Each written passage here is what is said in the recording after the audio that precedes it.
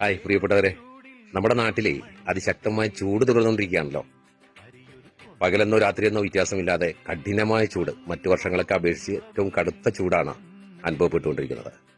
അതുകൊണ്ട് തന്നെ ഈ ചൂടിനെ കുറിച്ച് നമ്മുടെ നാട്ടിലെ പ്രിയപ്പെട്ട കാരണവന്മാരുടെ ചില അഭിപ്രായങ്ങളും അതുപോലെ തന്നെ അതിന്റെ പ്രതികരണങ്ങളും നമുക്ക് നോക്കാം. ഇപ്രാവശ്യം നമ്മുടെ നാട്ടിൽ നന്നായിട്ട് ചൂട് അനുഭവപ്പെട്ടിട്ടുണ്ട് അല്ലെ?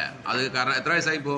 72 വയസ്സ് കഴിഞ്ഞ്. ഈ 72 വയസ്സിലിടക്ക് ഏറ്റവും കൂടുതൽ ചൂട് അനുഭവപ്പെട്ടത് ഈ വർഷത്തിലാണെന്ന് തോന്നണ്ട. ഈ വർഷത്തിലാണ് ഏറ്റവും കൂടുതൽ ചൂട് അനുഭവപ്പെട്ടിട്ടുള്ളത്. അത് എന്തുകൊണ്ടാണ് ഇങ്ങനെ ചൂട് കൂടാൻ കാരണം എന്ന് പറയാൻ പറ്റുമോ? ആ ആ ആ പിന്നെ കുളങ്ങളൊക്കെ തോന്നില്ലേ, പാടങ്ങൾ തോന്നില്ലേ, പിന്നെ ഒന്നും പറയാനില്ല. ഇപ്പൊ നിങ്ങൾക്ക് ഒരു 70 വയസ്സ് എന്തായാലും ആയി ഉണ്ടാവുമല്ലോ അല്ലെ? ചൂട് കൂടിയിക്കണോ ഇപ്പൊ? നിങ്ങൾക്കാണ് ചൂട് തോന്നിയിട്ടില്ല? ആ ആ ആ അല്ല അല്ല അല്ല അല്ല അല്ല ഞാൻ പെരയിലാണെങ്കിലും ഇവിടെ ഉണ്ടെങ്കിലും ശരിക്കും ആ ആ ആ ചൂട് തോന്നിയിട്ടില്ല. ആ ആ ഞാൻ കുറെ കാലം ഗൾഫിലുണ്ടായിരുന്നു. അല്ല, കുറച്ച് മുന്നേ അതേമാതിരി ചൂടുണ്ടായിരുന്നല്ലോ. അപ്പൊ അല്ല, ഈ വന്നിട്ട് ഗൾഫിൽ നിന്ന് വന്നിട്ട് ഇപ്പൊ കുറച്ചായില്ലേ? എത്ര വർഷം അതിന്റെ ഈ 15 കൊല്ലത്തിന് ശേഷം ഈ പ്രാവശ്യത്തെ ചൂട് കൂടുതലായിട്ട് തോന്നിയിട്ടില്ല, ചൂടിയിട്ട് തോന്നിയിട്ടില്ല. നിങ്ങൾക്ക് അങ്ങനെ ഫീൽ ചെയ്തിട്ടില്ല? ഇക്കാക്ക് എങ്ങനെ തോന്നുന്നത് ഈ പ്രാവശ്യത്തെ ചൂട്? നന്നായിട്ട് ചൂട് കൂടിയിട്ട് തോന്നുന്നുണ്ട് അല്ലേ? ഏറെക്കുറെ രണ്ടാളും ഒരേ ഏജ് ആയിരിക്കും, ഒരേ പ്രായമായിരിക്കും അല്ലേ? ഏകദേശം അവർക്ക് പൊതുവെ ഒരു തണുപ്പാണ്. അവർ ചൂടായിട്ട് നിങ്ങൾക്ക് നല്ല ചൂടായിട്ട് തോന്നിയിട്ടുണ്ട്. കാരണം കഴിഞ്ഞ പ്രാവശ്യത്തിനൊക്കെ ഇപ്പൊ കണ്ട് ഒരുപാട് കാലങ്ങളായല്ലോ. അപ്പൊ ഇതിലാണ് ഏറ്റവും കൂടുതൽ ഈ പ്രാവശ്യമാണ് ചൂട് അനുഭവപ്പെട്ടിട്ടുള്ളത് അല്ലേ? ആ, ചൂട് എങ്ങനെയാണ് ഇപ്പോഴത്തെ ചൂട് എന്ന് പറഞ്ഞാല് നമ്മളിപ്പോ ചൂടോണ്ട് നേരിടുകയാണ്. തണുപ്പിനെ തണുപ്പോട് നേരിടുന്നു. ഇപ്പൊ ചൂടോണ്ട് നേരിടുകയാണ്. ഇപ്പൊ കൈയൊക്കെ ഉണ്ട്. ഇപ്പൊ രാവിലെ തന്നെ ഇങ്ങനെ വേർക്കാൻ തുടങ്ങി. അപ്പൊ നമ്മളിപ്പോ അപ്പൊ പറഞ്ഞു വെക്കുന്നത് കഴിഞ്ഞ വർഷത്തിനേക്കായി ഏറ്റവും കൂടുതൽ ചൂട് അനുഭവപ്പെട്ടിരിക്കുന്നത് ഈ പ്രാവശ്യമാണെന്നാണ് അല്ലേ? ഈ പ്രാവശ്യം തന്നെയാണ് അനുഭവപ്പെട്ടിട്ടുള്ളത്.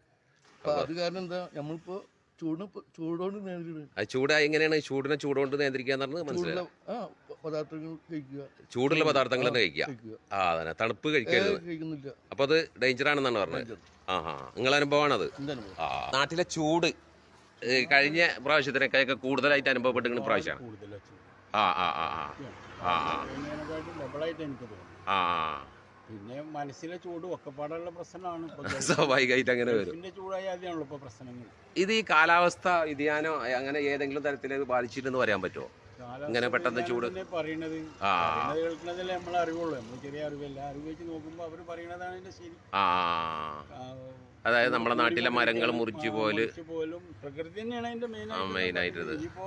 ഇനിയും ചൂട് ഇന്നും നാളെയൊക്കെ കൂടുന്നാ പറയുന്നത്. ഇനിയും കൂടുന്നാണ് പറഞ്ഞത്. 3-4 ഒക്കെ ഇനിയും കൂടാൻ സാധ്യത ഉണ്ട് ഇന്നലെ പറഞ്ഞു. അങ്ങനെ ആവുകയാണെങ്കിൽ വലിയ വീട്. അപ്പൊ കാലത്ത് തന്നെ ഭയങ്കര ചൂടല്ലേ? ചൂടാണ്. ആയി വരുന്ന സമയം ഒരു 6 മണിക്കോ 5:30 മണിക്കൊക്കെ ഭയങ്കര ചൂടാണ്. 5:30 മണിക്കൊക്കെ ഇങ്ങനെ വേർക്കുക, നടക്കുമ്പോഴൊക്കെ വേർക്കുക.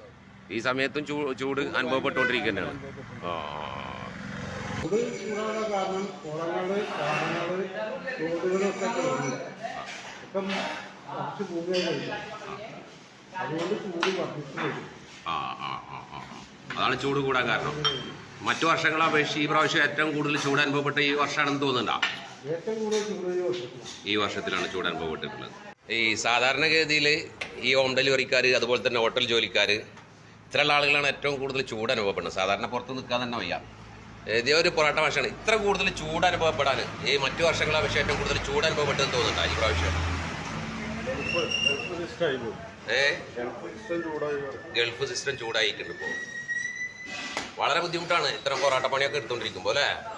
മൊത്തത്തിൽ പുറത്തന്നെ ആളുകൾക്ക് ഇറങ്ങാൻ വയ്യ. പൊറാട്ടയില് ഉപ്പ് കുറച്ചിട്ടാൽ മതി എന്നാണ് പറഞ്ഞത്. അങ്ങനെ വേർത്ത് വിളിച്ചുകൊണ്ടിരിക്കുകയാണ്. ഇതാണ് ഇപ്പോഴത്തെ നാട്ടിലെ അവസ്ഥ ഇവിടെ എല്ലായിടത്തും.